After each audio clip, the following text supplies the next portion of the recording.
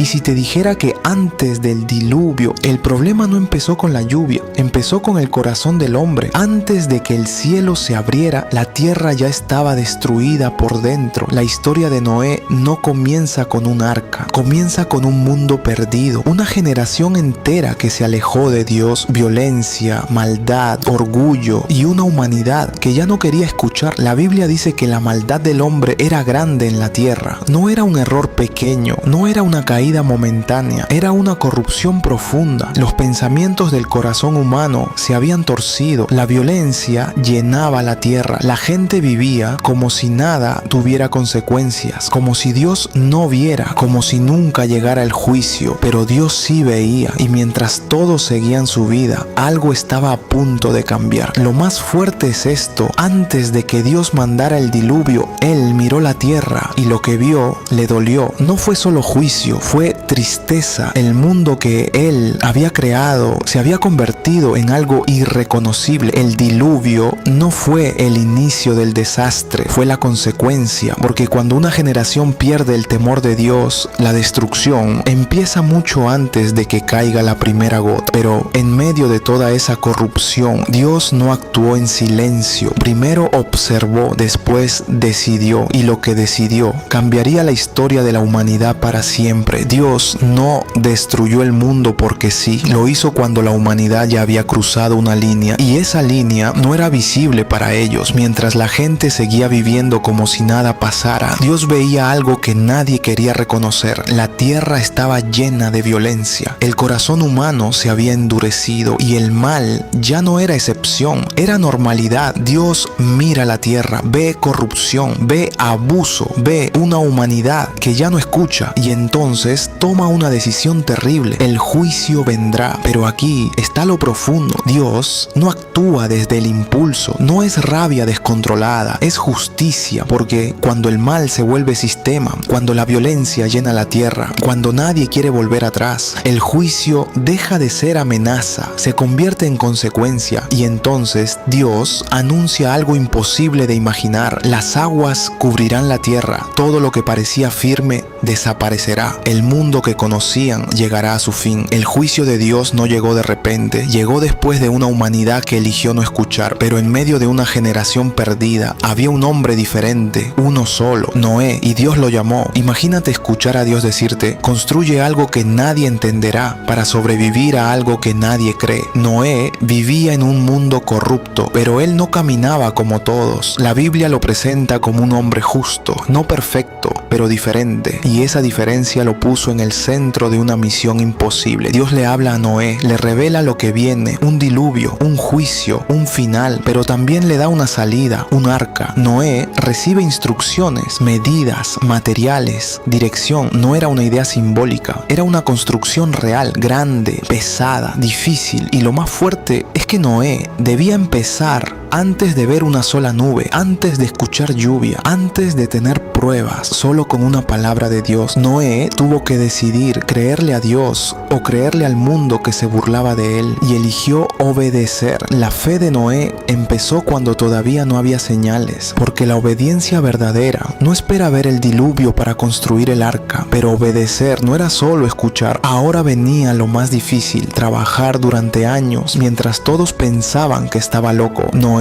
no construyó un arca en secreto, la construyó frente a todos, y cada golpe de madera era una advertencia. El arca no apareció de un día para otro, fue trabajo, tiempo, cansancio, fe repetida todos los días. Mientras otros vivían sin preocupación, Noé construía el futuro. Noé corta madera, levanta estructuras, une vigas, trabaja con sus hijos. Su familia ve su esfuerzo, sus manos envejecen, su cuerpo se cansa, pero él sigue, porque cada tabla tenía un propósito, cada medida obedecía una orden, cada día de construcción era una declaración. Dios habló y yo le creo. La gente podía verlo, podía preguntarse, podía reírse, pero Noé no se detuvo. Lo más impresionante no fue construir el arca, fue seguir construyéndola. Cuando el cielo seguía limpio, sin lluvia, sin tormenta, sin señales, solo fe. A veces la obediencia parece absurda, hasta que llega el día en que todos entienden por qué obedeciste. Pero cuando alguien obedece a Dios, Dios en un mundo perdido. No siempre recibe apoyo, muchas veces recibe burla. Noé advertía que venía juicio, pero la gente no tembló, se rió, y esa risa fue una de las señales más oscuras de toda la historia. Mientras el arca crecía, también crecía la burla. La gente veía a Noé trabajar, veían la madera, veían el tamaño, veían su insistencia, pero no veían peligro. Algunos se acercaban